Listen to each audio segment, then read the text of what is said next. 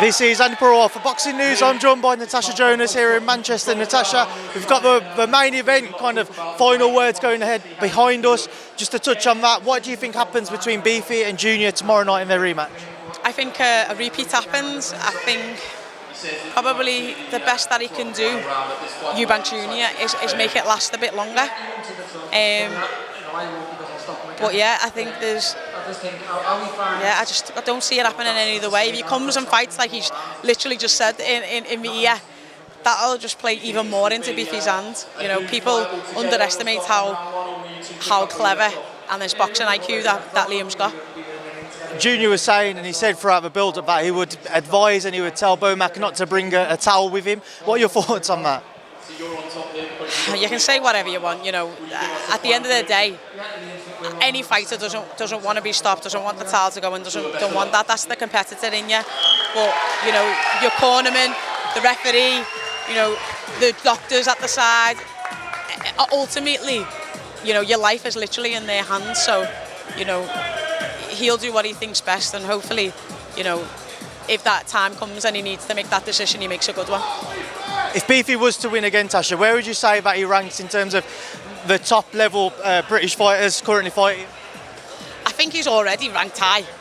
You know, he's a former world champion. He's done it all. He's been in with the best of them. He's been in with your Canelos. You know, could he become a two-time world champion? Possibly. You know, there's big fights out there for him still. He's proven time and time again he's that level. So it's just about getting the opportunities. This week, Tasha, you've had a certain Mikaela Mayer saying that she's looking towards a fight. Yeah, everyone is now, to be fair. But her in particular, she's fighting back over in the UK. She's fighting on this card. I'm sure you'll be keeping one eye on her. She's mentioned you moving up to 147. What do you expect to see from her on Saturday night? I expect to see a good performance. I thought she was very unfortunate not to get the decision against Baumgardner. I personally had her. It was close. A lot of the rounds were a bit of what you liked, but I had her ahead.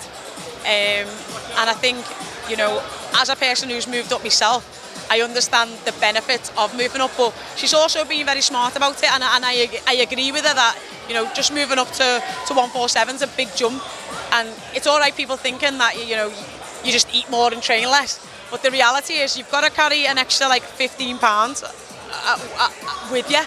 And that's hard to do. Is someone putting ankle weights on and a weights vest and saying, right, go and box the best that you've boxed, and it's hard. So yeah, she's coming out 140. I think she came in, and I think that's a good move, and you know, she'll develop into 140, 147 and see what her options are. I think for me and her, it's a great fight. It's a good international fight. She's a former world champion. I'm a current world champion. Both sides of the ponds. We love a USA versus UK. So yeah, it's a good fight, but we'll see what happens. Provided there's no hiccups along the way, how far off do you feel the potential fight between you and Mikaela could be? I definitely want to be out before the end of the year. It's been a really, really slow year for me after the continuation of last year, and how positive and well and all the opportunities I had. To not get out until July the 2nd was a bit too long for me personally. You know, I haven't got time on my side, so I need to get these fights in, the fights that I want, as quick and as possible. So it is possible that if a deal could be struck, yourself and Mikaela towards the back end of this year? I would like to, end of November, start of December. Natasha, listen, I appreciate your time. I'm going to leave you to shoot off now. Thank you for speaking to me. Nice one, thank you.